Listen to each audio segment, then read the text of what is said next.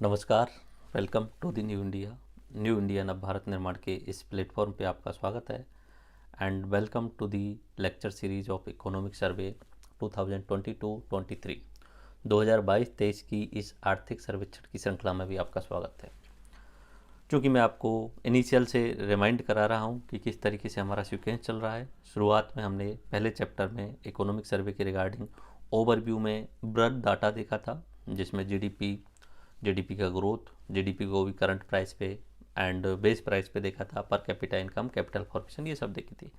Second chapter में हमने कृषि की बात करी थी। थर्ड चैप्टर में हमने ग्रामीण विकास के बारे में बात करी थी। और फोर्थ चैप्टर से हमने बोला था कि हम अपने इकोनॉमी के द्वितीय क्षेत्र में आ गए, और द्वितीय क्षेत्र में सबसे पहले फोर्थ चैप्टर में औद्योगिक विकास देख लिया था। और फिफ्थ चैप्टर है अपना आधारभूत संरचना का विकास, इंफ्रास्ट्रक्चर डेवलपमेंट। ठीक है, अब पहला सवाल आएगा सर कि इंफ्रास्ट्रक्चर क्या होता है। वैसे आप सबको पता है और पहले भी मैंने बताया है, इंफ्रास्ट्रक्चर किसी भी राज्य और किसी भी देश के लिए वो मूलभूत सुविधाएं जिनके आधार पे वहाँ पे औद्योगिक सेवा क्षेत्र का विकास होता है। इंफ्रास्ट्रक्चर के अंतर्गत आपका परिवहन आएगा। आप परिवहन में सड़क परिवहन भी हो सकता है, रेलवे परिवहन भी हो सकता है, जल परिवहन भी हो सकता है और वायु परिवहन भी हो सकता है। इंफ्रास्ट्रक्चर के अंतर्गत आपका संचार सेवाएं आएंगी। संचार सेवाएं में आपकी डाक सेवाएं होंगी। उसके अलावा आपका मोबाइल या टेलीकम्युनिकेशन लाइन्स होंगी। ठीक है, ये इंफ्रास्ट्रक्चर के अंतर्गत आता है। उसके बाद में इंफ्रास्ट्रक्चर के अंतर्गत ही हमारा सबसे इम्पोर्टेंट ऊर्जा आता है, बिजली का उत्पादन करना। तो ऊर्जा उत्पादन भी अलग अलग तरीके से होता है। एक होता है रिन्यूएबल एनर्जी, एक होता है नॉन रिन्यूएबल एनर्जी, अक्षय ऊर्जा एंड क्षय ऊर्जा। तो हम ये इंफ्रास्ट्रक्चर देखने वाले हैं। अगर मैं इसे इकोनॉमिक सर्वे के अकॉर्डिंग डिवाइड करूं इस लेक्चर को, तो इकोनॉमिक सर्वे में इस तरीके से उन्होंने सीक्वेंस बना के दिया है। सबसे पहले एनर्जी के बारे में बात की है, फिर उसके बाद में परिवहन के बारे में बात की है, फिर संचार के बारे में बात की है, और आपदा प्रबंधन के रिगार्डिंग भी कुछ उन्होंने डाटा दिया हुआ है। तो ये हमारा आधारभूत संरचना का विकास चैप्टर नंबर 5 रहने वाला है। चूँकि ये लेक्चर प्री के लिए डाटा के हिसाब से इंपॉर्टेंट रहेगा, मेंस के लिए इसकी बेसिक चीज़ें इंपॉर्टेंट रहेंगी, तो वो आपको देखनी होंगी। अब ऊर्जा वाला प्री से हर बार एक सवाल पूछा ही जाता है, ऊर्जा कितनी इस्टेब्लिश्ड हमारे यहाँ पे राजस्थान में कितने मेगावाट क्षमता जो है वो ऊर्जा उत्पादित की जा सकती है, कितनी उत्पादित की जा रही है, कितना इंस्टॉलेशन किया जा रहा है, ये सब देखना होता है। तो बुनियादी ढांचे का विकास आर्थिक सुदृढ़ता का सूचक माना जाता है। जहाँ पे इंफ्रास्ट्रक्चर अच्छा है वहाँ पे विकास होगा। अब आप कभी भी किसी यूरोपियन देश में जाएंगे, कभी अमेरिका जाएंगे, कभी चाइना जाएंगे, वो ऑलमोस्ट विकसित देश हैं, और उसका कारण क्या है, वहाँ का इंफ्रास्ट्रक्चर डेवलप है। अमेरिका के एक राष्ट्रपति जॉन एफ कैनेडी का एक वाक्य है जो हमारे परिवहन मंत्री नितिन गडकरी जी बार बार बोलते हैं कि America is rich because of roads. और उनको दूसरे तरीके से बोलूँ तो हिंदी में समझाने की कोशिश करता हूँ कि अमेरिका के रोड इसलिए अच्छे नहीं है कि अमेरिका अमीर है, बल्कि अमेरिका अमीर इसलिए है क्योंकि अमेरिका के रोड अच्छे हैं। तो रोड इंफ्रास्ट्रक्चर जहाँ अच्छा होगा वहाँ पे अमीरी पैसा ऑटोमेटिक आएगा ही आएगा, क्योंकि सभी जो लोग इन्वेस्ट करना चाहते हैं, बिजनेसमैन, वो इंफ्रास्ट्रक्चर देखते हैं कि उस राज्य में बिजली की सुविधा है, सड़क की सुविधा है, परिवहन की सुविधा है, उसके अलावा वहाँ पे कानून व्यवस्था को देखा जाता है। अगर ये अवेलेबल है तो ही कोई इन्वेस्टर उस राज्य में पैसा लगाना चाहता है। तो कहीं भी पैसा लगाने से पहले चेक किया जाता है कि यहाँ पे इंफ्रास्ट्रक्चर डेवलपमेंट है या नहीं। भारत सरकार एवं राजस्थान सरकार इस पर बहुत सारा काम करती हैं। तो बस ये ध्यान रखना, बुनियादी ढांचे का विकास अगर हो रहा है तो आपकी आर्थिक सुदृढ़ता को दिखा रहा है। अब हम क्या देखने वाले हैं इसमें, एक तो ऊर्जा की उपलब्धता कितनी है और उसका कंजप्शन कितना हो रहा है। ठीक है, फिर बात करेंगे गांव के विद्युतीकरण के लिए, हर गांव लेवल पे जो बिजली पहुंच सके इसके लिए कुछ योजनाएं चलाई गई, जिनमें से दीनदयाल ग्राम ज्योति योजना है, पीएम कुसुम योजना। ठीक है, उसके बाद में हम बात करेंगे अक्षय ऊर्जा के बारे में, एंड देन पवन ऊर्जा के बारे में, जैविक ऊर्जा के बारे में, इनका डाटा देखेंगे, और फिर कुछ योजनाएं और उनके उत्पादन से रिलेटेड डाटा रहेगा। सौर ऊर्जा का उत्पादन data, solar roof top power schemes है, एक solar park and mega solar project जो हैं वो, एंड रेस्को मोड पे सोलर रूफ टॉप योजना है, उसके बारे में बात करेंगे। सड़कें कितना डेवलपमेंट हो चुकी हैं, विकास पथ कितना क्या है, RSRTC Rajasthan state roadways transport commission, motor वाहन पंजीकरण की संख्या कितनी है, रेलवे का कितना जाल बिछा हुआ है राजस्थान के अंतर्गत, डाक दूरसंचार सेवाएं और आपदा प्रबंधन, इतना सा देखना होगा।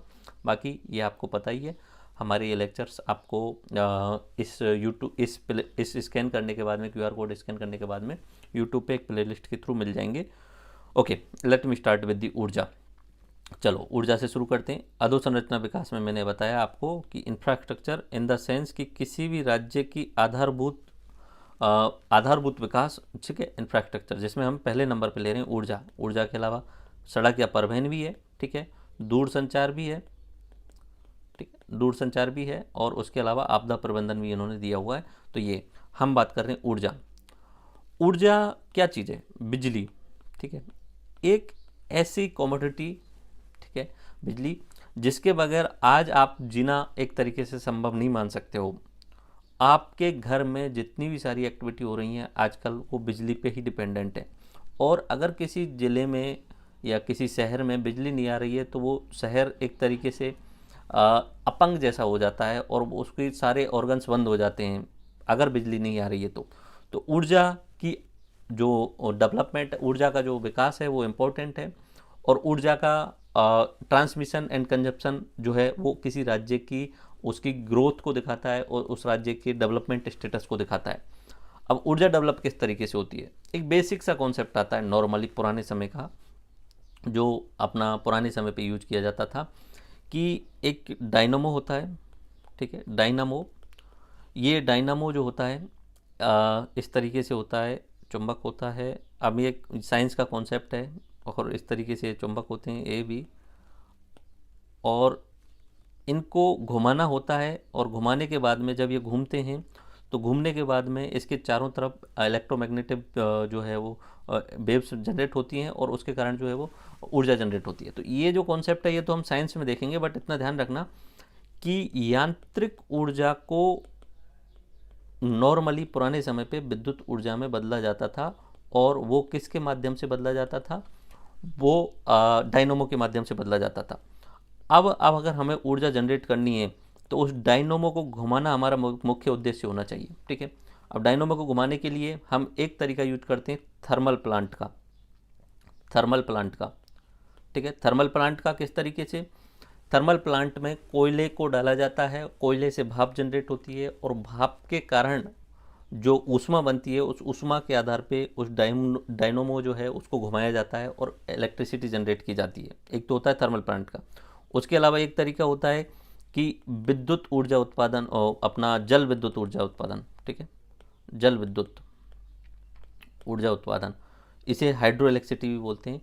पानी की तीव्र धार को उस डायनोमो पे डाला जाता है और उसके कारण वो डायनोमो घूमता है, तो फिर ऊर्जा जनरेट होती है, जल विद्युत उत्पादन होता है। अब ये जो थे पुराने तरीके थे, अब नए तरीके का आ रहा है अपना सोलर एनर्जी वाला सोर्स।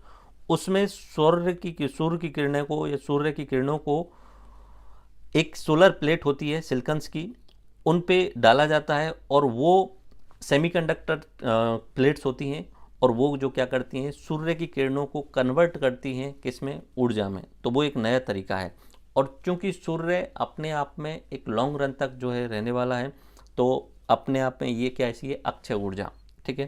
तो ये बेसिक कॉन्सेप्ट है, आपको समझ में आना चाहिए बस इतना कि बिजली का उत्पादन किस तरीके से किया जाता है। अब हमें डाटा देखनी है। वैसे ये कॉन्सेप्ट साइंस का है तो साइंस में देखेंगे ज़्यादा बेटर रहेगा, नहीं तो यहाँ से भटकाव होने वाला है। राजस्थान में ऊर्जा, डाटा, उसका उत्पादन और उपलब्धता है, और उसके लिए योजनाएं कौन कौन सी चलाई जा रही हैं ये होना चाहिए। सबसे पहली बात तो बिजली उत्पादन, इकोनॉमिक सर्वे में जो लिखा हुआ है वो मैं आपको डाल रहा हूँ।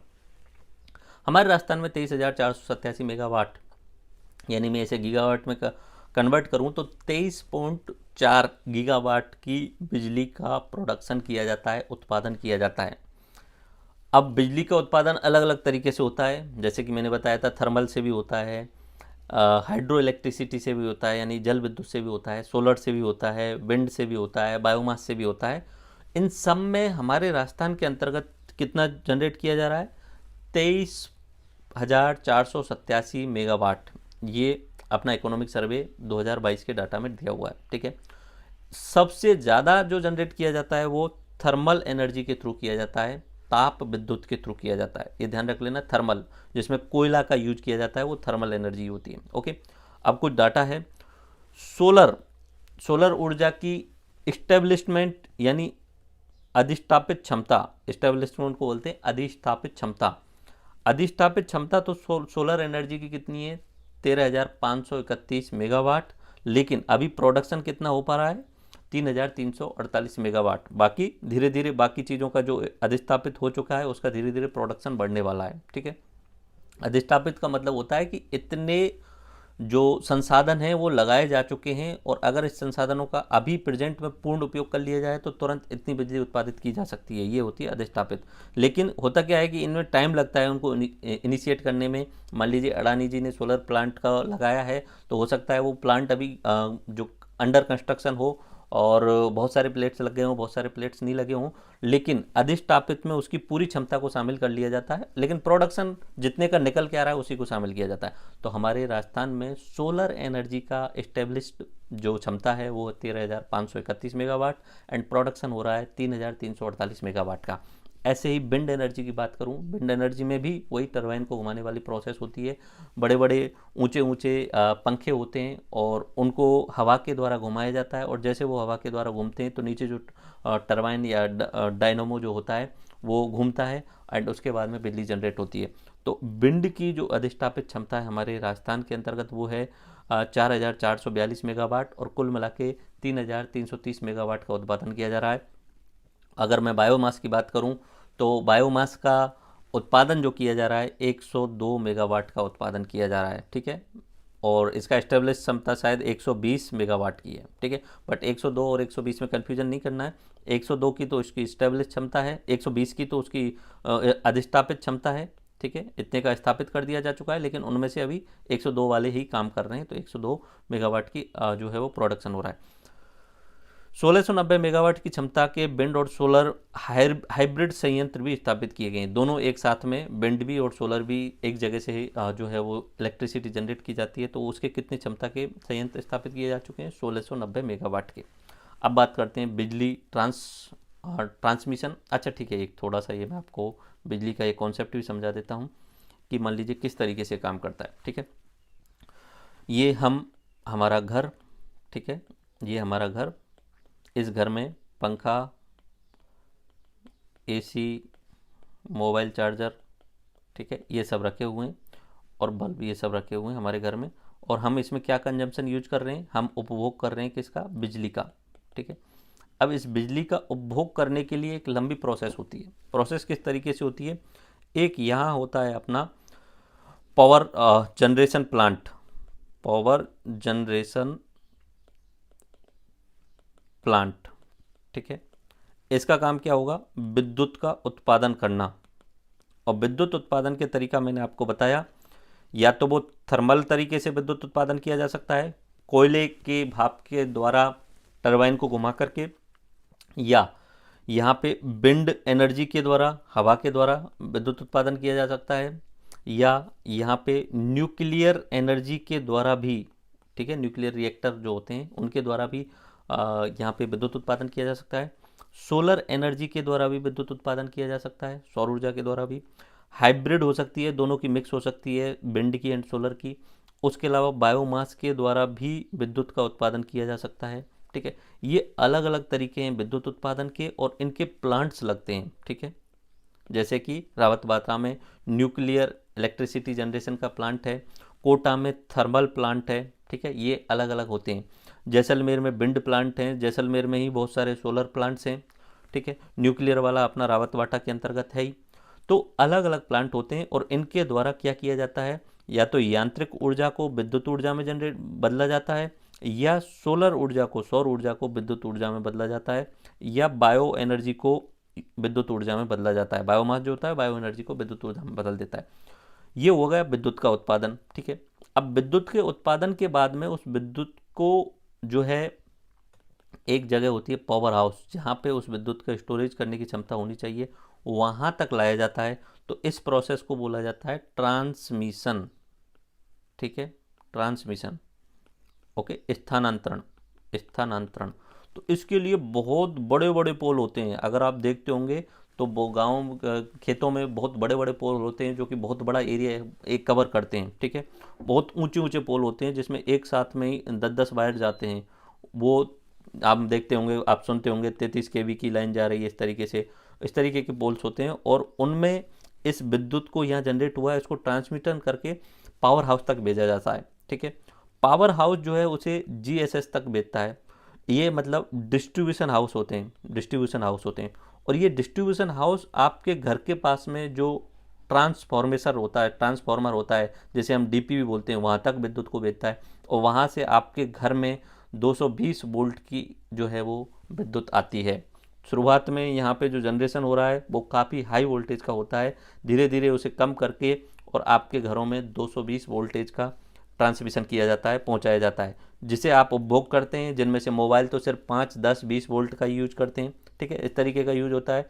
पंखे, एसी अलग अलग टाइप के होते हैं, तो उनके लिए भी जो चार्जर वगैरह होते हैं उनमें भी छोटा छोटा ट्रांसफार्मर होता है, वो उस इलेक्ट्रिसिटी की जो वोल्टेज क्षमता है उसको कम या ज़्यादा करते हैं। ओके, तो ये पूरी प्रोसेस होती है। इस प्रोसेस में मैंने आपको 3 चीज़ें बताई कि बिजली का एक तो उत्पादन हो रहा है, ठीक है, उत्पादन हो रहा है, दूसरा होता है उसका स्थानांतरण, स्थानांतरण, और फिर यहाँ पे आपका जो जीएसएस बोलते हैं या पावर हाउस बोलते हैं वो है, और उसके बाद में उसका वितरण होता है, डिस्ट्रीब्यूशन।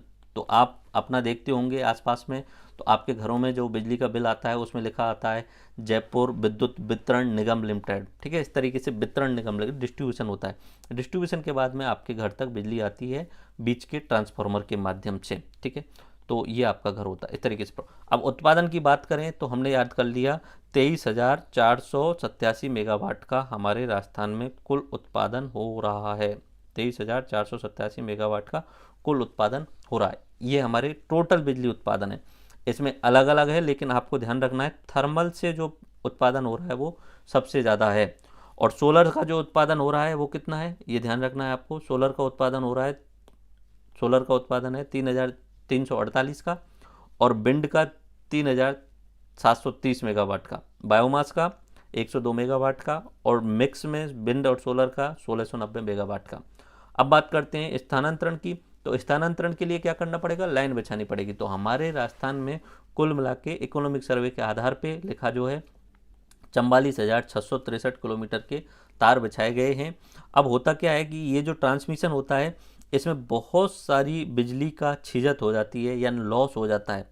उस लॉस को कंट्रोल करने के लिए यहाँ से लेके और यहाँ तक बहुत सारी बिजली की लॉस हो जाती है। ठीक है, बहुत सारे सर्किट्स वगैरह, शॉर्ट सर्किट्स वगैरह होने के कारण, या तारों की जो क्षमता होती है, विद्युत रोधक क्षमता होती है, वो अधिक होने के कारण जहाँ जितना जनरेट होता है उसमें से 10%, 20% तो लॉस हो जाता है। तो उसे रोकने के लिए, उस लॉस को रोकने के लिए एक योजना चलाई गई सरकार के द्वारा, उसका नाम रखा गया अभिनव योजना।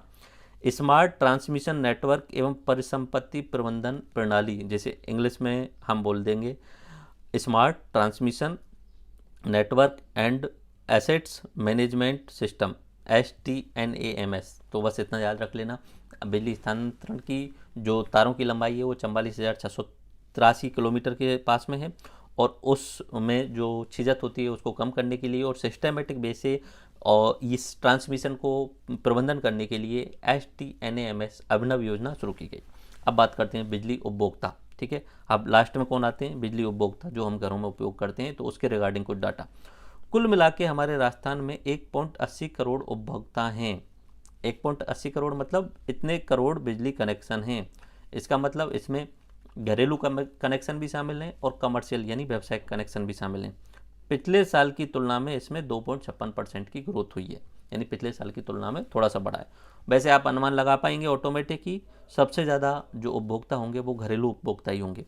एक डाटा आता है कि क्या गांव का विद्युतीकरण 100% हो चुका है, तो नहीं, 100% गांव का विद्युतीकरण नहीं हुआ है, लेकिन 99% हो चुका है। 100% तो कभी होना पॉसिबल भी नहीं है, कभी कभी बीच बीच में कोई नया गांव बन जाएगा, कभी दूसरा गांव बन जाएगा, तो 100% तो कहा नहीं जा सकता, 99.99% तक पहुंच जाएगा। ठीक है, तो कुल मिला के 43,965 गाँव का विद्युतीकरण हो चुका है, और गाँव में 97 लाख ग्रामीण परिवारों को विद्युत कनेक्शन दिया गया है। और कुल कितने उपभोक्ता हैं, 1.80 करोड़ उपभोक्ता हैं, जिसमें पिछले साल में 2.56% की ग्रोथ हुई है, और घरेलू उपभोक्ता सर्वाधिक है। तो ये तो मैंने ओवरव्यू में बता दिया। इसी का एक यहाँ पे चार्ट दिया हुआ है इकोनॉमिक सर्वे के द्वारा। तो ये चार्ट अगर आप देखें तो इस तरीके से देख सकते हैं। वर्षवार ऊर्जा की अधिष्ठापित उत्पादन क्षमता। ठीक है, अधिष्ठापित का मतलब होता है कितना इंस्टॉल्ड हो चुका है और कितना उसका उत्पादन हो रहा है। तो अब मेनली यहाँ पे उत्पादन के बारे में बात की गई है। ओके, देखिए, एक तो होती है राज्य की स्वयं की परियोजनाएं, जिसमें एक थर्मल तापीय, एक जल विद्युत और गैसीय। ये 18-21 से हमें कोई मतलब नहीं। हमने राजस्थान ने स्वयं की जितनी भी हैं वो हैं 9450 मेगावाट की। ठीक है। फिर कुछ केंद्र की परियोजनाएं हैं, जिनमें केंद्र की परियोजनाओं में हमारे राजस्थान को हिस्सा मिलता है। ठीक है। जिनमें तापीय, जल विद्युत, गैस, परमाणु वाली ऊर्जाएं, तो उनमें केंद्र की परियोजनाओं से हमें 3113 मेगावाट का जो है वो सहयोग मिलता है। ठीक है। अब बात करते हैं RREC, Rajasthan renewable energy corporation. ठीक है। RSMML एवं निजी क्षेत्र के द्वारा पवन ऊर्जा, बायोमास ऊर्जा और सौर ऊर्जा की परियोजनाएं। इनके तहत आप देखें तो पवन ऊर्जा का कुल उत्पादन 3730। ठीक है। सौर ऊर्जा का कुल उत्पादन 3348। ठीक है। और ये निजी के रूप में तापीय विद्युत वाला ये है, ये याद रखना ही नहीं है। बायोमास का उत्पादन 102। अब ये बायोमास का पिछले 5-6 साल से 102 ही है, इसमें कोई बढ़ोतरी दिख ही नहीं रही है। ओके, 102 ही दिख रहा है यहाँ पे। और कुल मिला के हमारे राजस्थान की कितने उत्पादन हो रहा है सकल? 23,487। और वो यहीं पे मैंने आपको रिवाइज करने के रूप में डाला हुआ है, आप रिवाइज कर लीजिए। कुल कितना है? 23,487। विंड से 3730 मेगावाट और सोलर से 3348 मेगावाट का उत्पादन हो रहा है। और बायोमास से कितना हो रहा है? 102 मेगावाट का। ओके, राजस्थान में ऊर्जा उत्पादन को अब मैं डिवाइड करके आपको पढ़ा देता हूँ। ठीक है। यहाँ पे कुल अधिष्ठापित क्षमता का चेंज होगा डाटा, ये थोड़ा सा आप चेंज करना है। ठीक है। कितना डाटा है ये? 23,487 मेगावाट। ये डाटा आप अपनी बुक में चेंज कर लेना सभी। ओके, नए इकोनॉमिक सर्वे के अनुसार। पिछला वाला मुझसे मिस्टेक हो गया है यहाँ पे कुछ। 23,487 मेगावाट आप अपनी बुक में चेंज कर लेना। कुल उत्पादन ये हो रहा है। ओके, मैंने जो पहले ऊपर बताया वही चीज़ें। ओके, देन अब मैं बात करता हूँ, दो तरीके की ऊर्जाएं हैं। एक होती है क्षय ऊर्जा, एक होती है अक्षय ऊर्जा। क्षय ऊर्जा यानी परंपरागत तरीके से स्रोत, और अक्षय ऊर्जा गैर परंपरागत तरीके से। क्षय ऊर्जा मतलब ऐसी ऊर्जा जो आने वाले समय में जिसकी कमी हो जाएगी, जिसके रॉ मटेरियल की कमी हो जाएगी और उसके कारण प्रदूषण भी होता है। ठीक है, क्षय यानी खत्म हो जाएगी आने वाले समय पे। और एक होती है अक्षय ऊर्जा या गैर परंपरागत यानी नए न्यू सोर्सेज, जो अक्षय हैं यानी जो कभी खत्म नहीं होने वाले। जैसे कि पवन ऊर्जा, पवन हमेशा चलती रहेगी। जैसे कि सौर ऊर्जा हमेशा चलती रहेगी। इवन इफ हमारे इकोनॉमिक सर्वे में बायोमास को भी उसी के अंतर्गत शामिल किया है, क्योंकि खेती का जो अपशिष्ट होता है उसके द्वारा सरसों की तोड़ी या गोबर या जूली फ्लोरा, इनके द्वारा बायोमास ऊर्जा उत्पादित की जाती है। तो इसे गैर परंपरागत या अक्षय ऊर्जा में शामिल किया है। और क्षय ऊर्जा जो आने वाले समय में उसके जो संसाधन है वो नष्ट होने की संभावना रहेगी, या उसके जो संसाधन है जिनके द्वारा एनर्जी डेवलप की जाएगी वो सीमित हैं। तो एक तो होती है तापीय, जो कि कोयले से जनरेशन हो रहा है इसका, तो कोयला तो निश्चित मात्रा आने वाले समय में खत्म होने वाला ही है। और उसके अलावा प्रदूषण भी होता है। दूसरा न्यूक्लियर एनर्जी, इसके सोर्सेज बहुत कम है, ये मिलता भी कम है, इसको इंपोर्ट करना पड़ता है और आने वाले समय पे ये भी खत्म हो सकता है। जल विद्युत परियोजनाएं भी, इसको हम पुराने परंपरागत या क्षय ऊर्जा में शामिल करते हैं। अब थोड़ा सा डाटा याद रखना, वैसे तो हमारा ज्योग्राफी में अच्छे से पढ़ाते हैं। हमारे राजस्थान में सबसे ज़्यादा तापीय यानी थर्मल जो है वो एनर्जी जनरेट की जाती है, हाईएस्ट प्रोडक्शन किया जाता है। कोटा में 1983 में 7 यूनिट बनाई गई थी, जिनसे 1241 मेगावाट का प्रोडक्शन किया जाता है। सूरतगढ़ में फर्स्ट सुपर थर्मल प्लांट बनाया गया, जिसमें 2820 मेगावाट का प्रोडक्शन किया जाता है। छबड़ा में 2009 में 6 यूनिट बनाई गई, छबड़ा 12 में। ओके, ये तो तापीय की बात कर दी। परमाणु ऊर्जा की अगर मैं बात करूं तो रावतभाटा में जो है न्यूक्लियर प्रोडक्शन किया जाता है कनाडा के सहयोग से। इसमें 6 यूनिट हैं और 2 यूनिट जो हैं उन पे काम चल रहा है अभी। ओके, एंड जल विद्युत परियोजनाओं में चंबल परियोजना है, भाखड़ा नागल नदी पे परियोजना है, ब्यास नदी पे, नर्मदा और माही नदी पे राजस्थान में अंदर परियोजना है। तो बस इसमें से एक डाटा याद रख सकते हैं, तो वो याद रखना है। पहली बात तो सबसे ज़्यादा हमारे राजस्थान में विद्युत का उत्पादन थर्मल से हो रहा है। दूसरा, न्यूक्लियर का प्लांट कहाँ पे? रावतभाटा के अंतर्गत में। ओके, उसके बाद में रावतभाटा में जो न्यूक्लियर प्रोडक्शन किया जा रहा है, न्यूक्लियर एनर्जी जो जनरेट की जा रही है, वो किसके देश के सहयोग से की जा रही है? वो कनाडा के सहयोग से की जा रही है। राजस्थान में पहला सुपर थर्मल प्लांट कहाँ पे है? तो वो सूरतगढ़ के अंतर्गत। ओके, नेक्स्ट हम चलते हैं अक्षय ऊर्जा। पवन ऊर्जा से शुरुआत करते हैं, विंड एनर्जी। हमारे राजस्थान में आप अगर देखें तो गर्मियों के टाइम पे बहुत अधिक मात्रा में तीव्र आंधियाँ चलती हैं, क्योंकि आंधियाँ चलती हैं तो बहुत तेज़ पवन चलती है, और पवन चलती है तो जो बड़े बड़े टरबाइन पंखे हैं, विंड के जो पंखे हैं वो तेज़ गति से घूमेंगे, और तेज़ गति से घूमेंगे तो निश्चित सी बात है कि उनमें विद्युत जनरेशन अधिक होगा। तो हमारे राजस्थान के अंतर्गत विद्युत जनरेशन बाई पवन ऊर्जा की क्षमता बहुत ज़्यादा है, 127 गीगावाट तक की। ठीक है, 127 गीगावाट तक की जो है वो ये क्षमता है हमारे राजस्थान में पवन ऊर्जा की। अब तक इंस्टॉल्ड कितना हो चुका है, 4442 का, और उत्पादन कितने का हो रहा है, 3730 का। ठीक है, ये ध्यान रखना। इसके लिए सरकार के द्वारा इसके डेवलपमेंट करने के लिए विंड एंड हाइब्रिड पॉलिसी लाई गई थी 2019 में। और पवन ऊर्जा के प्रमुख अगर मैं जो प्लांट है उनकी बात करूं तो अमर सागर, ये भी जैसलमेर में है, और ये बड़ा बाग भी, ये भी जैसलमेर में है। अमर सागर जैसलमेर में पहला पवन ऊर्जा का विंड एनर्जी का प्लांट लगाया गया था। उसके अलावा आप जैसलमेर साइड में घूमने जाएंगे तो जैसलमेर से आउटर जिधर भी जाएंगे उधर चारों तरफ आपको बड़ी बड़ी टरबाइंस मिलेंगी विंड एनर्जी के लिए, बहुत बड़ी बड़ी। जैसलमेर के चारों तरफ चल जाना, वहाँ आपको मिल जाएंगी। स्विट्जरलैंड करके एक कंपनी है, उसने सबसे ज़्यादा स्थापित किए हुए हैं। ओके, तो पवन ऊर्जा की क्षमता 127 गीगावाट तक की है। हम फ्यूचर में चाहें फुल यूज करें पवन ऊर्जा का तो 127 गीगावाट तक एनर्जी जनरेट कर सकते हैं। और वर्तमान में 3730 मेगावाट का जनरेशन किया जा रहा है। पॉलिसी बनाई गई 2019 में। उसके बाद में बायोमास ऊर्जा की बात करें, इस्टेब्लिश्ड 130 मेगावाट की है, कुल 13 संयंत्र हैं। स्रोत क्या होता है, सरसों की तूड़ी, जूली फ्लोरा और गोबर का। बायोमास नीति 2010 में बनाई गई थी, और उत्पादन 102 मेगावाट का हो रहा है। तो स्टेबलिश थोड़ी ज़्यादा है, लेकिन उत्पादन इतने का हो रहा है। कुल 13 संयंत्र हैं, जिनमें से 2 काम नहीं कर रहे हैं, तो बस इतना लिखने की कोई ज़रूरत नहीं है। पिछले 4 साल में कोई उन्नति दिख नहीं रही है इस बायोमास एनर्जी के अंतर्गत। अब आता है सबसे इम्पोर्टेंट, सोलर एनर्जी। ठीक है, सोलर एनर्जी हमारे राजस्थान में भरपूर संभावना है, क्योंकि हमारे राजस्थान में अधिकतर समय, मान लीजिए 325 दिन तक जो है वो अधिक मात्रा में तीव्र रोशनी रहती है। तो हमारे राजस्थान में सोलर एनर्जी की भरपूर संभावना है। एक सोलर एनर्जी का एक नॉर्मल सा डाटा कभी कभी पूछा लिया जाता है कि सौर विकिरण की हमारे राजस्थान के अंतर्गत कितनी क्षमता है, तो उसको नापने का एक तरीका होता है। हमारे राजस्थान में हम 6 से 7 किलोवाट सोलर एनर्जी पर स्क्वायर मीटर पर डे में जनरेट कर सकते हैं। ठीक है, इतनी सौर विकिरण हमारे राजस्थान में आती है, तो ये ध्यान रख लेना, 6-7 किलोवाट पर स्क्वायर मीटर पर डे हम जो है इतनी सौर विकिरण हमारे राजस्थान के अंतर्गत आती हैं। तो एक दिन में हम एक इसको मीटर स्क्वायर के क्षेत्र में सोलर प्लांट लगा करके 6 से 7 किलो वाट की एनर्जी जनरेट कर सकते हैं, अगर प्रॉपर तरीके से यूज किया जाए। राजस्थान में सोलर एनर्जी की क्षमता 142 गीगावाट की है, और विंड एनर्जी की मैंने आपको बताई थी 127 गीगावाट की, अगर पूरा उपयोग किया जाए तो। और ये ऑलमोस्ट बहुत ज़्यादा है। वर्तमान में अगर मैं आपको बताया कि वर्तमान में हमारे राजस्थान की जो कुल एनर्जी का उत्पादन हो रहा है सिर्फ 23 गीगावाट मान लेता हूँ, 23,427, वो 23 गीगावाट का। देखो 23 गीगावाट का उत्पादन हो रहा है, फिर भी राजस्थान की सारी ऊर्जाएं पूरी हो रही हैं, सारी क्षमताएं मोस्टली पूरी हो पा रही हैं।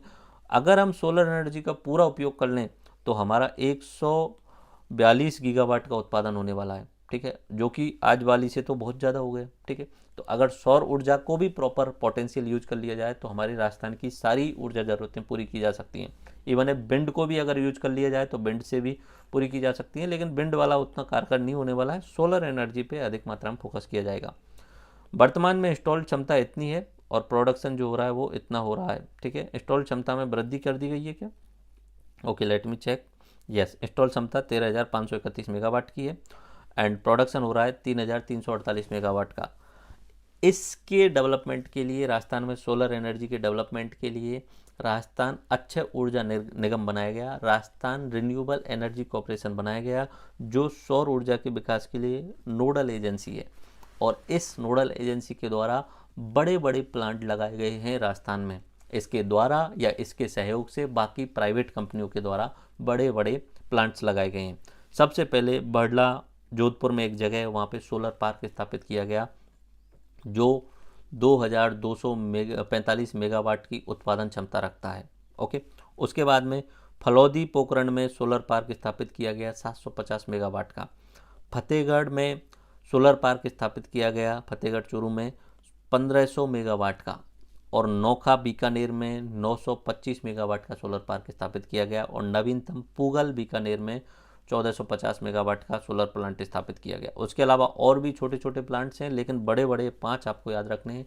पहला भडला जोधपुर में, फिर उसके बाद में फलौदी पोखरण के बीच में सोलर पार्क स्थापित किया गया। फलौदी अपना जोधपुर में आता है और पोखरण अपना जैसलमेर में आता है। फतेहगढ़ में, उसके बाद में नोखा बीकानेर में और पूगल बीकानेर में ये बड़े बड़े सोलर प्लांट स्थापित किए गए। राजस्थान में सौर ऊर्जा के डेवलपमेंट के लिए नीतियाँ बनाई गई। पहली नीति 2011 में बनाई गई थी और नवीनतम नीति 18 दिसंबर 2019 को बनाई गई थी, जिसका उद्देश्य ये रखा गया था कि 2024-25 तक हम 30 गीगावाट सौर ऊर्जा का उत्पादन करेंगे। ये लक्ष्य इसमें रखा गया था। अगर भारत सरकार के रिन्यूएबल एनर्जी के जो टारगेट्स हैं उनकी बात करूं मैं इंडियन गवर्नमेंट के, तो इंडियन गवर्नमेंट का प्लान है 2030 तक हम 450 गीगावाट तक की रिन्यूएबल एनर्जी डेवलप करेंगे और ऊर्जा संरक्षण दिवस 14 दिसंबर को मनाया जाता है। तो सोलर एनर्जी काफ़ी इंपॉर्टेंट, याद रखना। पहली बात तो राजस्थान में भरपूर संभावना है। 325 दिन बहुत अधिक मात्रा में राजस्थान में जो है वो सूर्य की किरणें पड़ती हैं और सूर्य की किरणों की जो तीव्रता है वो है 6 से 7 किलोवाट पर स्क्वायर मीटर पर डे। ये हमारे राजस्थान की सौर विकिरण की तीव्रता है। उसके बाद में अगर मैं बात करूं राजस्थान में सोलर एनर्जी की जो क्षमता है, अगर उसकी पोटेंशियल का पूरा उपयोग किया जाए तो हम 142 गीगावाट तक जनरेट कर सकते हैं। उसके बाद में वर्तमान में इंस्टॉल्ड है 13,531 मेगावाट का और प्रोडक्शन हो रहा है आपका 3,348 मेगावाट का। उसके अलावा राजस्थान में सोलर एनर्जी के डेवलपमेंट के लिए राजस्थान रिन्यूएबल एनर्जी कॉर्पोरेशन बनाया गया, जिसके द्वारा अलग अलग प्लांट बनाए गए या उनमें सहयोग किया गया, जिनमें से भडला जोधपुर का, फलौदी पोखरण का, फतेहगढ़ का, नोखा बीकानेर का, पूगल बीकानेर के सोलर प्लांट इंपॉर्टेंट हैं। राजस्थान में पहली सौर ऊर्जा की नीति 2011 में आई थी, नवीनतम 18 दिसंबर 2019 को आई है, जिसका उद्देश्य 2024-25 तक 30 गीगावाट सौर ऊर्जा का उत्पादन करना है। अगर मैं बात करूं भारत सरकार की, तो भारत सरकार के रिन्यूएबल एनर्जी के टारगेट हैं 2030 तक 450 गीगावाट एनर्जी का जो है वो रिन्यूएबल एनर्जी का उत्पादन करना है और सौर ऊर्जा संरक्षण या ऊर्जा संरक्षण दिवस 14 दिसंबर को मनाया जाता है। अब बात आती है ऊर्जा तक पहुंच।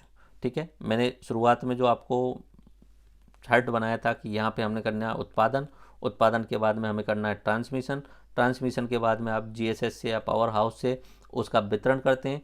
अब वितरण करने के बाद में आते हैं उपभोक्ता। डाटा तो मैंने बता दिया, इन उपभोक्ताओं की ऊर्जा तक कितनी पहुंच है और इस पहुंच को बढ़ाने के लिए सरकार क्या क्या कर रही है, यानी सब घरों में बिजली का कनेक्शन प्रदान करने के लिए सरकार के द्वारा क्या क्या प्रयास किए जा रहे हैं। ठीक है, इसमें से सबसे इम्पोर्टेंट है दीनदयाल उपाध्याय ग्राम ज्योति योजना, कुसुम योजना, रूफटॉप मॉडल योजना, रेस्को रूफटॉप मॉडल योजना। ठीक है, ग्रामीण विकास का मतलब ये हुआ कि हर गांव में हर घर तक 24 घंटे 7 दिन अच्छे ऊर्जा और सस्ती ऊर्जा पहुंचनी चाहिए। ये कोशिश रहनी चाहिए गांव का अगर विकास करना है तो। ठीक है, तो इसके लिए दीनदयाल उपाध्याय ग्राम ज्योति योजना ये शुरू की गई केंद्र सरकार के द्वारा। पुरानी एक योजना थी सौभाग्य योजना, जिसमें उद्देश्य था प्रत्येक घर को बिजली, वही सेम उद्देश्य इस दीनदयाल उपाध्याय ग्राम ज्योति योजना में है। इसका उद्देश्य ये था कि 2022 तक देश के प्रत्येक ग्रामीण परिवार को बिजली पहुंचाना 24 घंटे 7 दिन तक, मतलब 24 आवर्स 7 डेज, सप्ताह के 7 दिन तक। तो ये आपने कोशिश तो की थी कि प्रत्येक परिवार तक पहुंचाना है, लेकिन वो ही मैंने आपको बताया था कि 100% कभी हो ही नहीं सकता, तो 99% गाँव तक बिजली पहुंचा दी गई है। ये केंद्र सरकार की योजना थी। इसमें BPL वाले जितने भी परिवार थे उनको बिजली कनेक्शन फ्री में दिए गए थे। ठीक है, कुछ बेसिक चार्जेज लगते थे, वो चार्जेज हटा दिए गए और बिजली कनेक्शन फ्री में दिए गए थे। इस दीनदयाल उपाध्याय ग्राम ज्योति योजना को क्रियान्वयन करने के लिए राजस्थान में जो नोडल एजेंसी बनाया गया था वो ग्रामीण विद्युतीकरण निगम, ठीक है, उसे बनाया गया था। एंड इसका रियल टाइम डाटा अपडेट करने के लिए एक एप्लीकेशन बनाया गया जिसे हम गर्ग बोलते हैं, गर्भ। ठीक है, गर्भ। इस पर आप चेक कर सकते हैं कि कितने गांव में कितने लोगों को कनेक्शन मिल चुका है।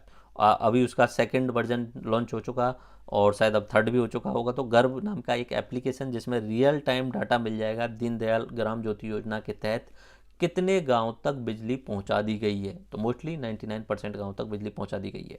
ओके, अब आती है कुसुम योजना। कुसुम योजना किसान ऊर्जा सुरक्षा उत्थान महाअभियान। ठीक है, किसान ऊर्जा सुरक्षा उत्थान महाअभियान। ये एक तरीके की ऐसी योजना है जिसमें जो किसान है उस किसान को अन्नदाता से ऊर्जादाता में कन्वर्ट करने का प्लान किया गया है। मिनिस्ट्री ऑफ रिन्यूएबल एनर्जी से ये जो है वो अपना शुरू किया गया। एंड ये एक तरीके से ऐसे समझिए कुसुम योजना, ये नॉर्मल सी योजना इस तरीके से समझ सकते हैं आप। इसका उद्देश्य ये है कि मान लीजिए कि आप एक किसान हैं और आपके पास में 5 बीघा खेत है, ठीक है, 5 बीघा खेत है। अब 5 बीघा में खेती का उत्पादन करते हैं, खेती का उत्पादन करके बेचते हैं, तो आप नॉर्मली इनकम कर पाते होंगे 50,000 या 1 लाख रुपए तक का उत्पादन कर रहे हैं। अब सरकार चाह रही है किसान सिर्फ खेती का उत्पादन नहीं करें। मान लीजिए इसके बाद 10 बीघा खेती मांग रहा हूँ, ओके 10 बीघा, बोले 5 बीघा में तो आप खेती कर लो, 5 बीघा में आप विद्युत उत्पादन करो, विद्युत का उत्पादन करो। बोले कैसे? कि आप अपने 5 बीघा में सोलर प्लांट्स लगाओ, ठीक है, सोलर प्लांट्स लगाओ और इन सोलर प्लांट्स से विद्युत का उत्पादन होगा। उस विद्युत उत्पादन को आप सरकार को बेचो और सरकार से आपके पास में आय आएगी, इनकम आएगी। तो यानी अन्नदाता को ऊर्जादाता के रूप में कन्वर्ट किया जा रहा है और बहुत अच्छा ये एक तरीके से कुसुम योजना थी। ओके, इसमें क्या हुआ, अन्नदाता से ऊर्जादाता में, एंड इसमें इसके अलावा भी ये तो है ही, उसके अलावा जितने भी पुराने सोलर जितने भी पंप से किसानों के खेतों में काम करने के लिए, उन पंपों को सोलर पंप में कन्वर्ट किया जा रहा है और ग्रिड से जुड़े उपकरण किसान को उपलब्ध कराए जाते हैं। अब यहाँ पे सोलर प्लांट लगाने के लिए किसान को चाहिए पैसा, तो पैसा के लिए सरकार ने बोला कि हम सब्सिडी देंगे। कैसे? केंद्र देगी 30%, राज्य देगा 30%, किसान को 40% वहन करना है। लेकिन अगर आप इस 40% में भी से लोन लेना चाह रहे हैं तो 40 में से सिर्फ 10% आप वहन कर लो, 30% हम लोन भी दिलवा देंगे आपको, ठीक है। तो मान लीजिए कि कोई सोलर प्लांट आपको, कोई बड़ा सोलर प्लांट लगाना है 2 मेगावाट तक का या 5 मेगावाट तक का बोल रहा हूँ, ठीक है, 5 मेगावाट तक का सोलर प्लांट लगाना है और उसमें 1 करोड़ का खर्चा आ रहा है, ठीक है, 1 करोड़ का खर्चा आ रहा है। तो इसमें किस तरीके से पैसा किसान यूज कर सकता है?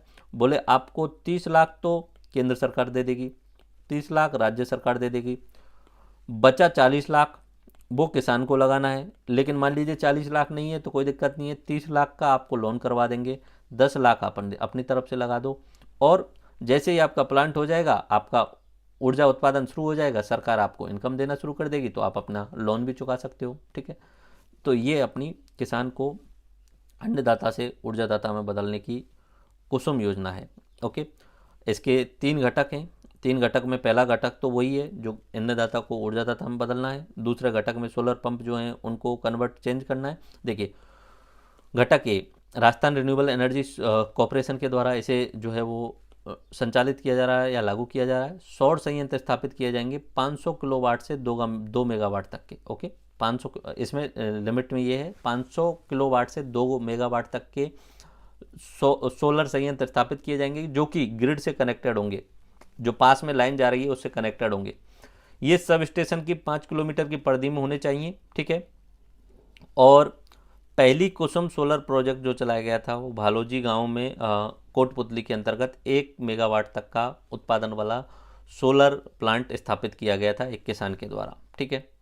तो ये अपना घटक ये है जिसमें 500 किलोवाट से 2 मेगावाट तक के ऑन ग्रिड कनेक्शन, यानी ग्रिड से कनेक्टेड, और ये जीएसएस के 5 किलोमीटर की परिधि में होने चाहिए ताकि बिजली का ट्रांसमिशन किया जा सके, ठीक है। उसके बाद में घटक भी, इसमें इसे चलाया जाता है बागवानी विभाग के द्वारा। सोलर पंप को ऑफ ग्रिड किया जाता है, जो भी ऑफ ग्रिड सोलर पंप हैं वो दिए जाते हैं किसान को, ठीक है। और कुल मिला के 25,000 सोलर पंप बांटे जाने की इसमें प्लान किया गया था। इसमें सब्सिडी दे करके दिया जाता है किसानों को, ठीक है। उसके बाद में घटक सी, इसमें बोला गया कि पुराने जितने भी सोलर पंप हैं उन्हें पुराने जितने भी पंप हैं उन्हें कन्वर्ट करके नए सोलर पंप में डाला जाएगा। आप कन्फ्यूजन नहीं करना है, जस्ट मैं रिवाइज करा देता हूँ। कुसुम ऊर्जा, कुसुम योजना, ठीक है, किसान ऊर्जा सुरक्षा महा उत्थान योजना, ठीक है। तो ये हुआ। इसमें सरकार का मोटो क्या है? अन्नदाता को किस में चेंज करना? अन्नदाता से ऊर्जादाता में चेंज करना, ठीक है। कन्फ्यूजन है उन सबको दूर कर रहा हूँ मैं। इसके कुसुम योजना के 3 घटक के रूप में उन्होंने बोला। पहला तो आप अपने यहाँ पे सोलर प्लांट्स लगाओ। किसानों को बोला आप अपने यहाँ पे सोलर प्लांट लगाओ, कितनी क्षमता के, 500 किलोवाट से लेके 2 मेगावाट तक की क्षमता के। और ये काफ़ी बड़े सोलर प्लांट्स होते हैं, इनके लिए बहुत सारी जगह चाहिए होती है और खर्चा करोड़ों में होता है एक्चुअली में मिनिमम। फिर भी करोड़ों में खर्चा हो रहा है तो 30% सेंटर दे देगा सब्सिडी के रूप में, 30% राज्य दे देगा, बचा हुआ 30% का लोन करा लो और 10% आप किसान अपनी तरफ से दे दो। वैसे ये 40% पूरा किसान का ही है, लेकिन उसमें लोन तो आपको चुकाना पड़ेगा। ओके, पहला प्लांट भालोजी गांव में लगा दिया गया। ओके, ये तो हो गया पहला घटक ए। दूसरा घटक, घटक बी। घटक बी में बोला गया कि हम किसानों को, किसान जो खेती करते हैं तो खेती के लिए ट्यूबवेल्स बनाए जाते हैं, ट्यूबवेल्स में सोलर अपने सबमर्सिबल पंप डाले जाते हैं। अब वो जो पंप होते हैं पुराने वाले, वो तो क्या होते हैं, बिजली से कनेक्टेड होते हैं, जो तारों वाला लाइट्स आती है उसके द्वारा कनेक्ट होते हैं। अब घटक बी में बोला कि हम आपको 25,000 के आसपास में सोलर पंप देंगे। नॉर्मल पंप के लिए तो आपको तारों से कनेक्ट होके लाइट लेनी पड़ती है, अब हम आपको स्टैंड एलोन, आपको कोई मतलब नहीं है तारों से, आपको ऐसे पंप देंगे जो सोलर ऊर्जा से चलेंगे और आपको सोलर प्लांट बगल में लगा के देंगे ताकि वो पंप आपका चल सके और पानी निकालने में आपके लिए यूजफुल हो सके। किसानों से ये बोला गया। तीसरा घटक इसका ये बोला गया कि जो पुराने किसान, पुराने पंप हैं उनके पास में जो कि बिजली से चलते हैं या इंजन से चलते हैं या ट्रैक्टर से चलते हैं, उनमें हम आपको रिप्लेसमेंट करवाएंगे। हम आपके पुराने पंपों को लेके आपको कुछ पैसों में आपको नए सोलर पंप देंगे। ये 3 घटक है इसके बस। ओके, ये ध्यान रख लेना है, बाकी इसमें कोई खास बात है नहीं। 25,000 जो है वो नए ऑफ ग्रिड दिए जाएंगे और ये घटक ए जो है ये ऑन ग्रिड है, कनेक्टेड है। घटक ए वाला ये तो तार से कनेक्ट होकर के बिजली बेची जाती है इसमें। ओके, अब बात करते हैं solar roof top power generation.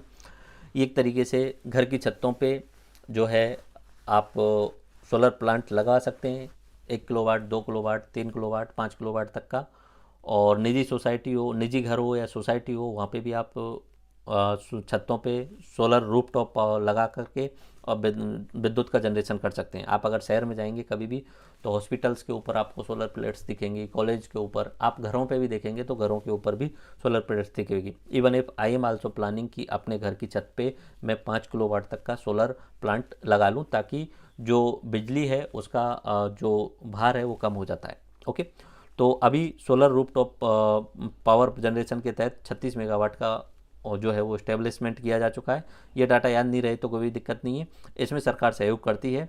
ठीक है, ये एक जो सब्सिडी दी जाती है उसमें 30 और 70% का रेशियो सरकार की तरफ से रहता है। 30 केंद्र देता है और 70 राज्य देता है। ओके, उसके बाद में रेस्कोमोड सोलर रूफटॉप योजना अच्छे ऊर्जा सर्विस कंपनी के द्वारा ये चलाई जा रही है। इसका मतलब सरकारी जितने भी भवन हैं उनके ऊपर आपको जो है वो सरकारी भवनों पे सोलर प्लांट्स लगाए जाएंगे या सोलर प्लेट्स लगाए जाएंगे और सरकार की भवनों का जो भी खुद का ऊर्जा उत्पादन होना चाहिए वो वहीं पे किया जाएगा। ठीक है, रेस्को का फुल फॉर्म है renewable energy service company. Okay, फिर उसके बाद में बिजली खरीद की दर अभी तो कम कर दी है वैसे ये फिक्स नहीं है, ये 4 इकोनॉमिक सर्वे में तो यही दिया है 4.15 रुपये पर यूनिट खरीद पे लेगी सरकार।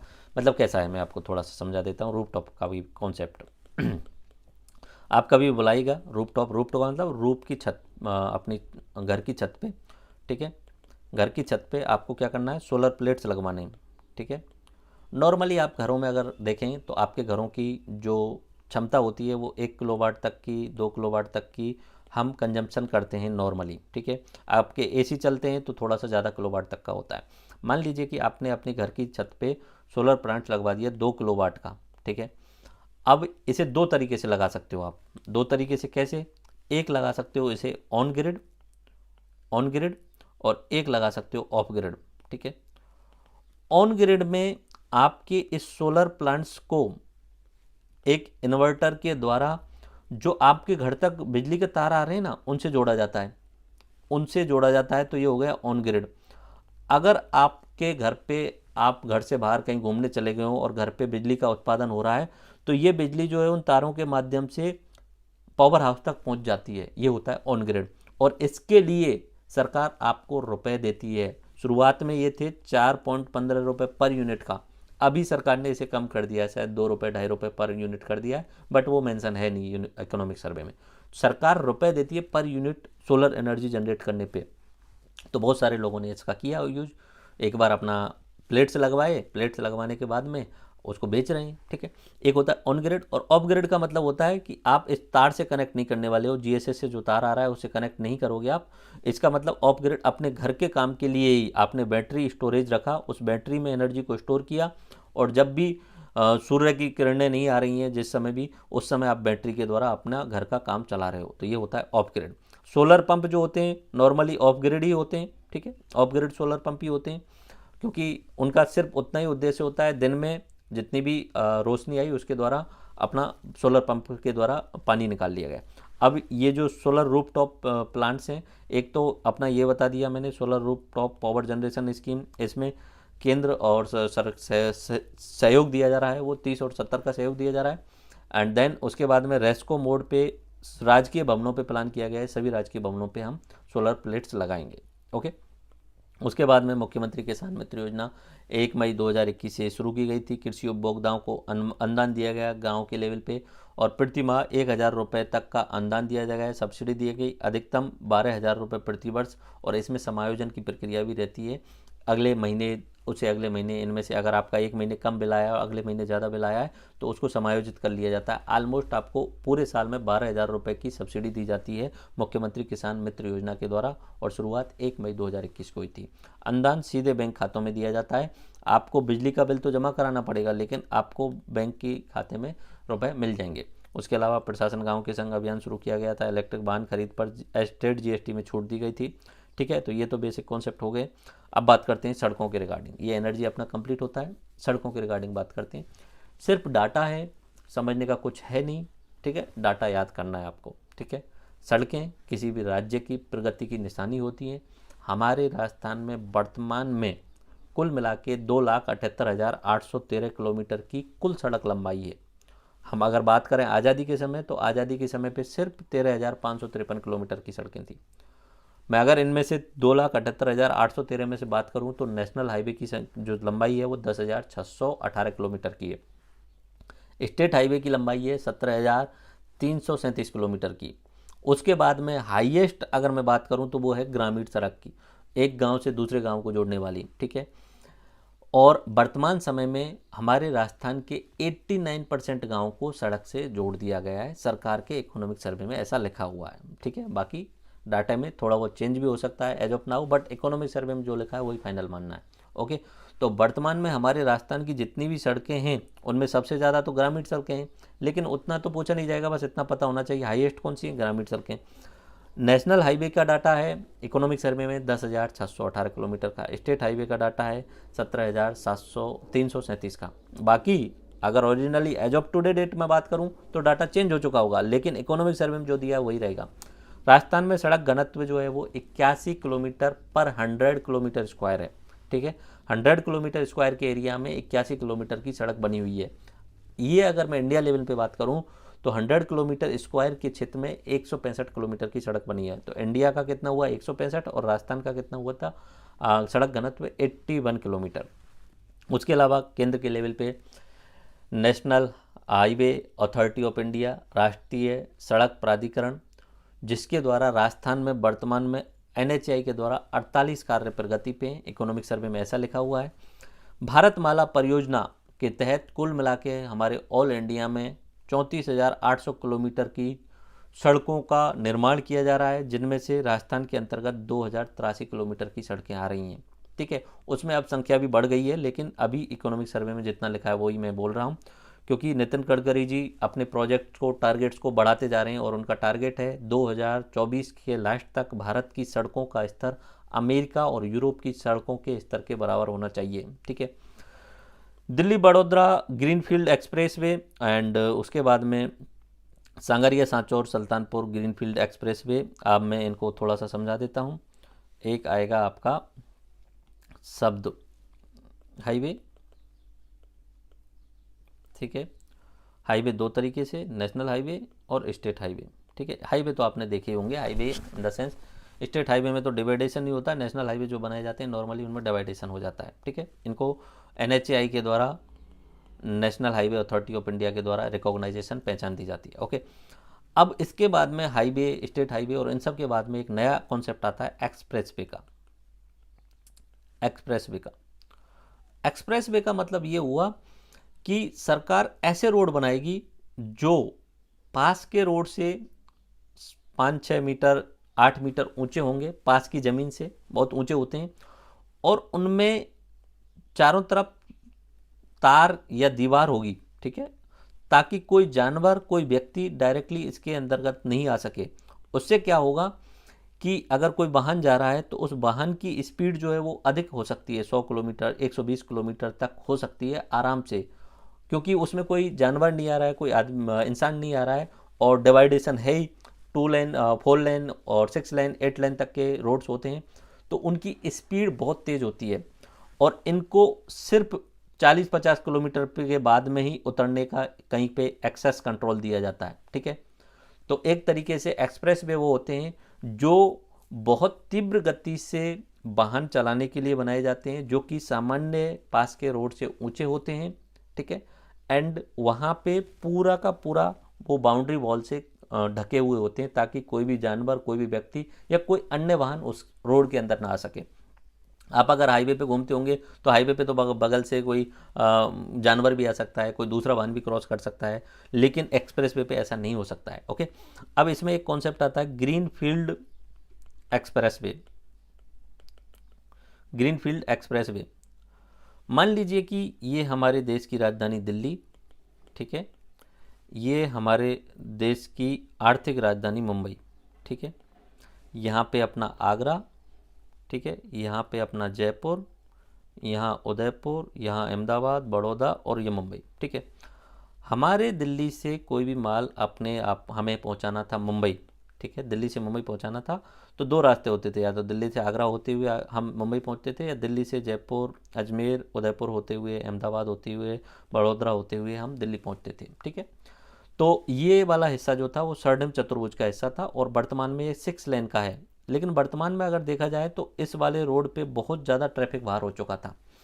अब सरकार के पास में ऑप्शन था कि यार क्या किया जाए इस ट्रैफिक बाहर को बढ़ाने के लिए, या तो 6 लेन से बढ़ा के हम 8 लेन कर दें, या 8 लेन से बढ़ा के इसे 10 लेन कर दें, या 12 लेन कर दें। अगर 12 लेन कर देंगे तो 6 एक साइड में 6 एक साइड में, तो और आसानी से जो है वो ट्रैफिक कम हो जाएगा। तो सरकार ने पहले इस पे प्लान करने के बजाय नितिन गडकरी जी एक नया प्लान लेके आए कि हम बनाएंगे ग्रीन फील्ड एक्सप्रेस वे। बोले कैसे? ग्रीन फील्ड एक्सप्रेस वे का मतलब हम बिल्कुल नया रोड बनाएंगे जो पुराने रोड से बिल्कुल अलग हो। बोले कैसे?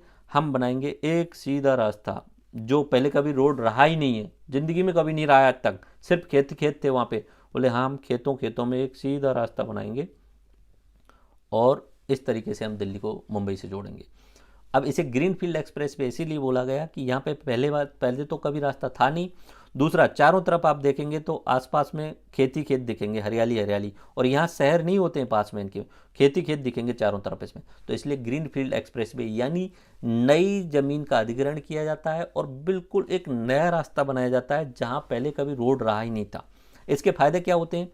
एक तो ये वाला जो एरिया है, अगर यहाँ पे 6 लेन से 12 लेन करना होता तो यहाँ पे भूमि अधिग्रहण करने के लिए आपको बहुत पैसा खर्च करना पड़ता। दूसरा, इनके चारों तरफ बहुत सारे शॉप्स बन गए थे, बहुत सारे घर बन गए थे, तो उनको तोड़ना पड़ता, ठीक है। और इस पुराने रोड पे जब कंस्ट्रक्शन होता तो जिस समय तक कंस्ट्रक्शन होता उस समय तक बहुत सारा ट्रैफिक जाम तक भी होता, वो सारी परेशानियाँ होती। उसके बजाय उन्होंने एक नया प्लान लिया कि हम ग्रीन फील्ड एक्सप्रेस बनाएंगे, नई जमीन का अधिग्रहण करेंगे, जो कि पिछड़े क्षेत्र हैं। पिछड़े क्षेत्रों को अगर सड़क से कनेक्ट करेंगे तो निश्चित सी बात है उनका विकास होगा।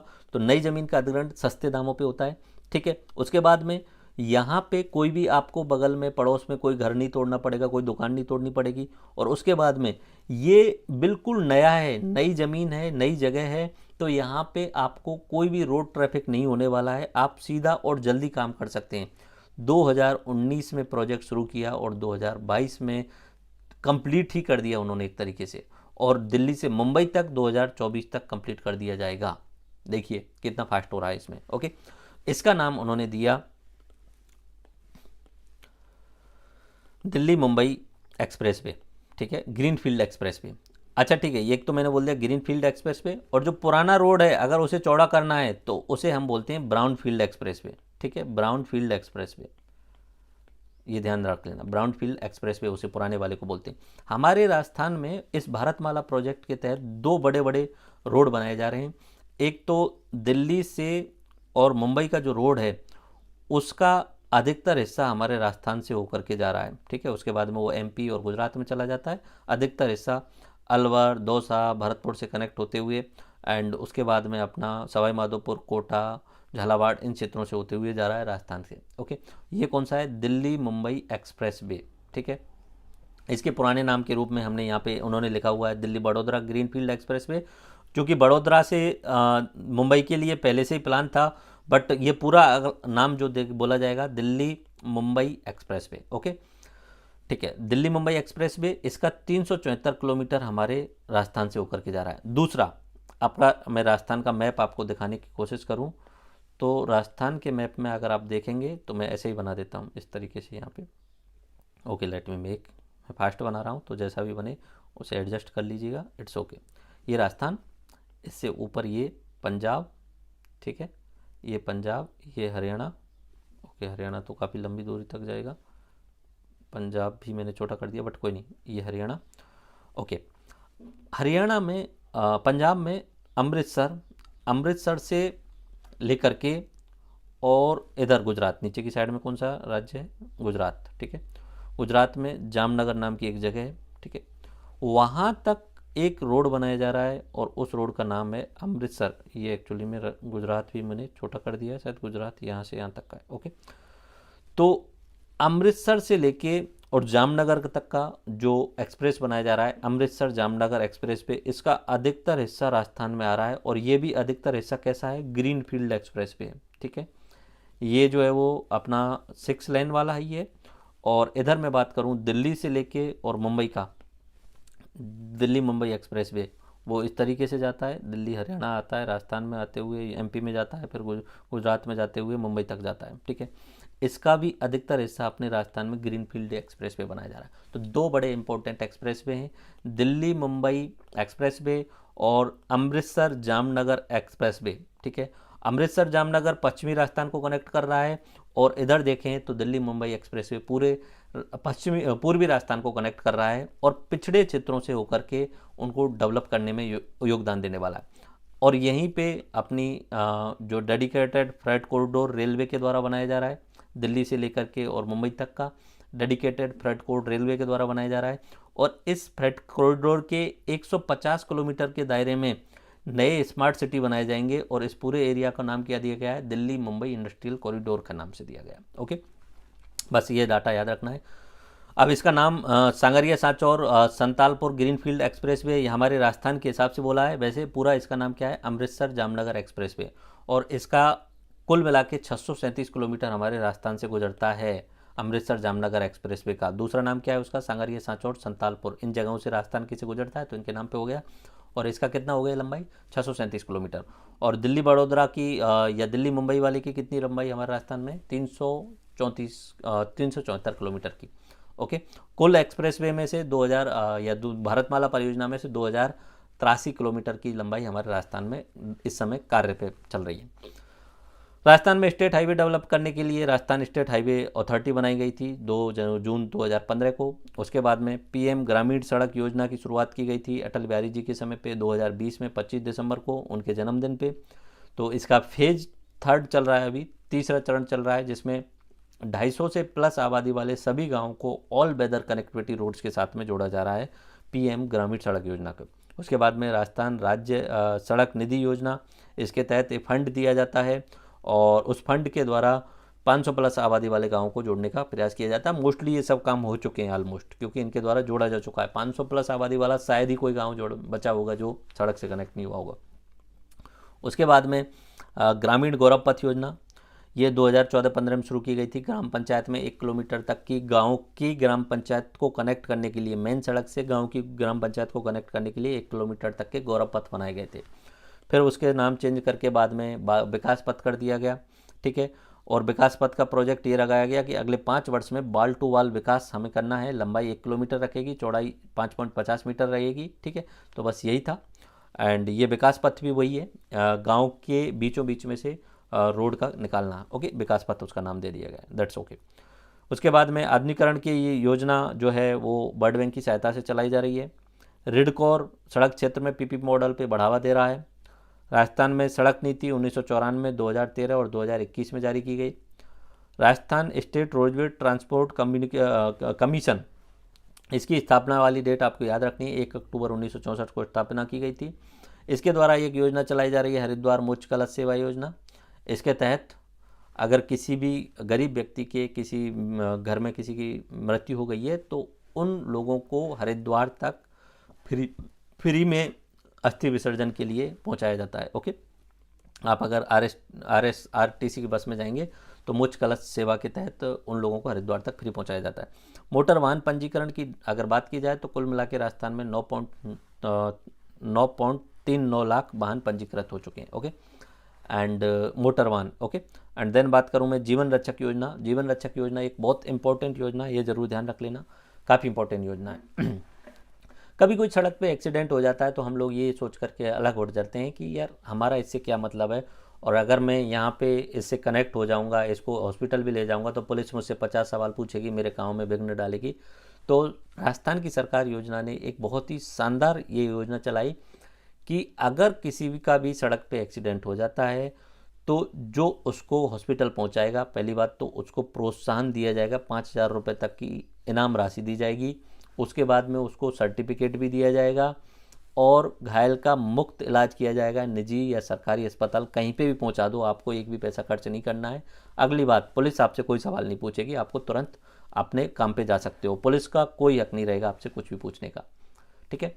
और इसके लिए सड़क सुरक्षा कोष में 100 करोड़ रुपए अपने मुख्यमंत्री जी ने डाले थे। दिल्ली मुंबई एक्सप्रेस वे, इसकी कुल लंबाई है 1350 किलोमीटर। ये 8 लेन का एक्सप्रेस वे है जो कि दिल्ली, हरियाणा, राजस्थान, एमपी, गुजरात और महाराष्ट्र से गुजरता है। राजस्थान में 7 जिलों से होकर के और 374 किलोमीटर की इसकी लंबाई है। रेलवे हमारे राजस्थान में 6019 किलोमीटर की रेलवे की लंबाई है और ऑल इंडिया की 64,000 के आसपास में है, उसका 8.83% हमारे राजस्थान में है। जयपुर मेट्रो की अगर मैं बात करूं तो जयपुर मेट्रो रेलवे कॉर्पोरेशन बनाया गया 1 जनवरी 2010 को, ठीक है।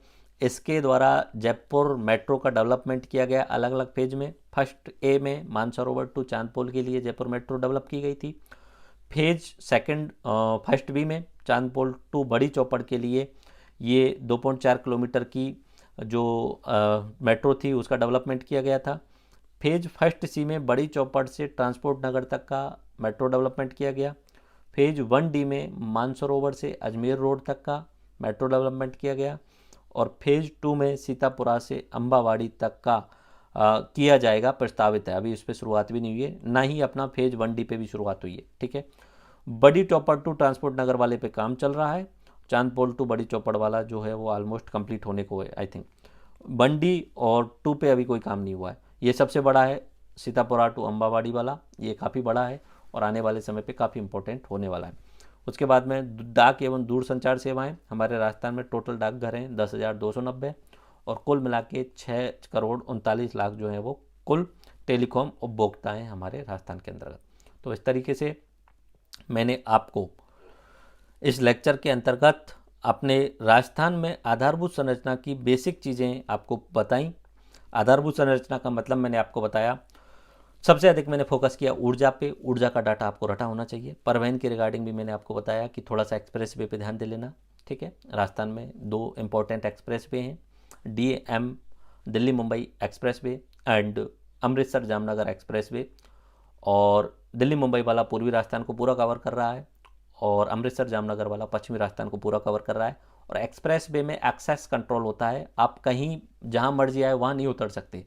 कुछ एक लोकेशंस होती हैं जहाँ पे उतरना होता है, हर जगह अलाउ नहीं होता है एक्सप्रेस वे में उतरना, ना ही चढ़ना अलाउ होता है। और उसमें स्पीड फास्ट होती है, इसलिए जो ट्रांसमिशन है, जो ट्रांसपोर्ट है, उसे बहुत तेज़ गति से पहुँचाया जा सकता है। जैसे कि दिल्ली मुंबई एक्सप्रेस वे जो बनाया जा रहा है, ठीक है, पहले दिल्ली से मुंबई पहुंचने के लिए 24 घंटे लगते थे और अब दिल्ली से मुंबई पहुंचने के लिए सिर्फ 12 घंटे लगेंगे 1 साल बाद में। बाकी दिल्ली मुंबई एक्सप्रेस वे का अभी एक हिस्सा खोल दिया गया है अपने दौसा से शुरू होकर के, ठीक है, दौसा के जस्ट इधर की साइड में सिकंदरा के पास से शुरू होता है, ठीक है, वहाँ से शुरू होकर के और अपने अलवर होते हुए, ठीक है, और अलवर होते हुए और आगे जाता है हरियाणा में सोहना नाम की एक जगह है वहाँ तक, और सोहना पे दिल्ली के चारों तरफ एक रिंग रोड बना हुआ है जिसके दो भाग हैं, ईस्टर्न पेरिफेरल एक्सप्रेसवे और वेस्टर्न, इधर का हुआ ईस्टर्न और इधर का हुआ वेस्टर्न,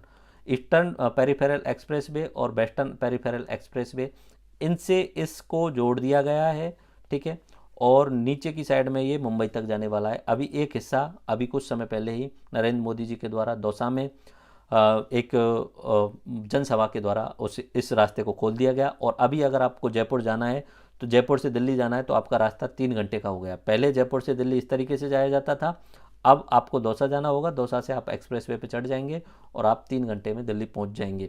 उसके अलावा इस एक्सप्रेस वे से थोड़ा सा आपको और एक्स्ट्रा अपडेट कर देता हूँ। इस एक्सप्रेस वे से बांदीकुई नाम की जगह से हमारे जयपुर के लिए एक और एक्सप्रेस वे बनाया जा रहा है, ग्रीनफील्ड एक्सप्रेस वे, जो कि 4 लेन का होने वाला है और जिसकी ज़मीन अधिग्रहण का काम शुरू हो चुका है। तो ये अपना जयपुर आगरा रोड के समानांतर बनने वाला है, और उसके बनने के बाद में जयपुर टू दिल्ली का रास्ता सिर्फ 2.5 घंटे का ही हो जाएगा। जयपुर से आपको ये इस पर बोलते हैं इसे, ठीक है, इस पर एक्सप्रेस वे बोलते हैं, ठीक है, तो उसके जो चढ़ना है एंड देन बांदीकुई से निकलते हुए आपको सोना, एंड उसके बाद में वो आगे आप दिल्ली में एंटर कर सकते हैं। ओके, तो ये आने वाले टाइम पे तो ये ध्यान रख लेना, ठीक है, ये एक्सप्रेस वे और बनाया जा रहा है बांदीकुई टू जयपुर को कनेक्ट करने वाला। ओके, बाकी चीज़ें मैंने आपको बता दी थी। डाटा आपको याद रखना है ऊर्जा वाला मैं आपको डाटा रिमाइंड करा देता हूँ, दोबारा से याद करा देता हूँ। कुल विद्युत उत्पादन 23,487 मेगावाट का, जिसमें से हाईएस्ट थर्मल एनर्जी का है।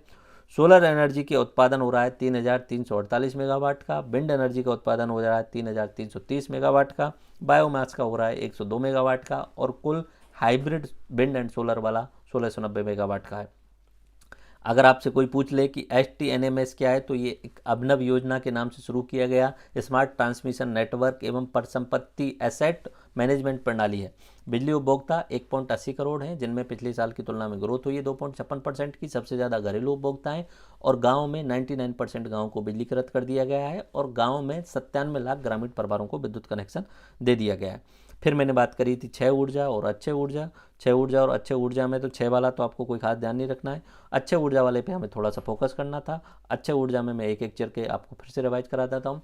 पवन ऊर्जा हमारे राज्य में 127 गीगावाट तक की क्षमता है, हम इतना विकास कर सकते हैं। वर्तमान में 3,730 मेगावाट का हम डेवलपमेंट कर रहे हैं। And wind and hybrid policy 2019 में बनाई गई थी। ज़्यादातर जितने भी विंड के जो प्लांट्स हैं वो अजमेर जैसलमेर वाले क्षेत्र में, सबसे पहला प्लांट अमर सागर में बनाया गया था।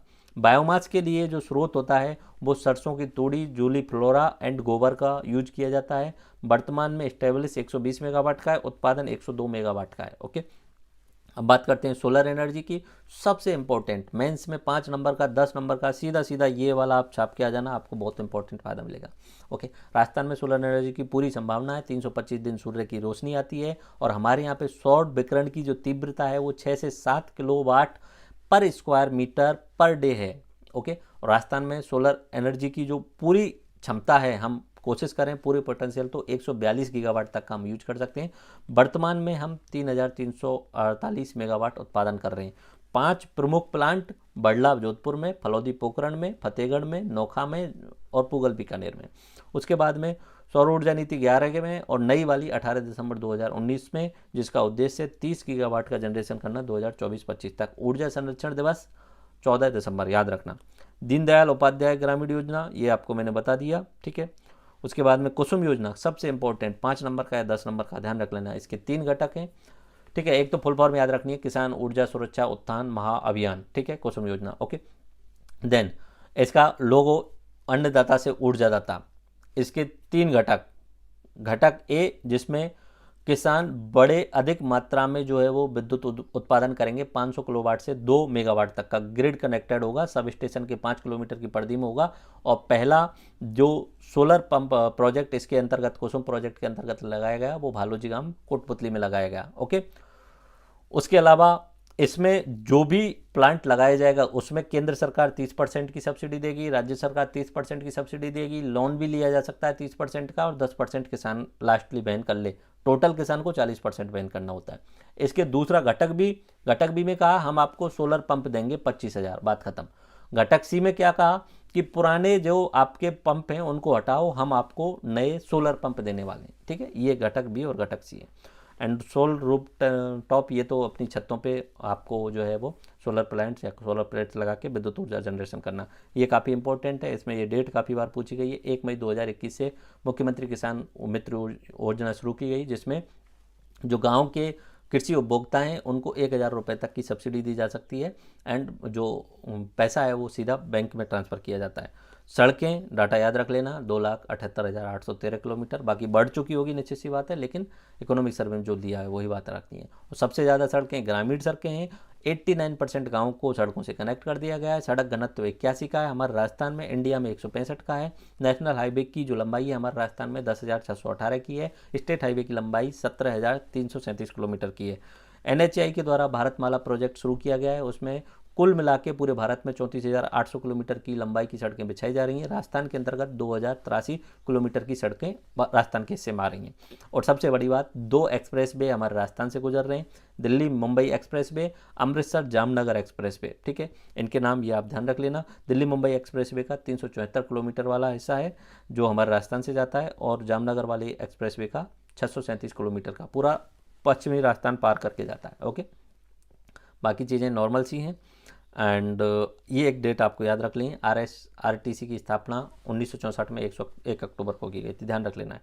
ओके, एक ये जीवन रक्षक योजना है, अगर किसी को एक्सीडेंट हो जाता है तो आप हॉस्पिटल पहुंचाइए, आपको प्रमाण पत्र दिया जाएगा, 5,000 रुपये की सहायता राशि दी जाएगी, पुलिस आपसे कोई सवाल नहीं पूछेगी। जिस भी हॉस्पिटल में ले जाओ, पास के किसी भी हॉस्पिटल में ले जाओ, प्राइवेट में, सरकारी में, कहीं पर भी ले जाओ, मुफ्त इलाज होगा जिसका भी एक्सीडेंट हुआ है। बाद में देख लेगी सरकार, पर उस समय मुफ्त इलाज होने वाला है, सरकार देती है पैसा वाला।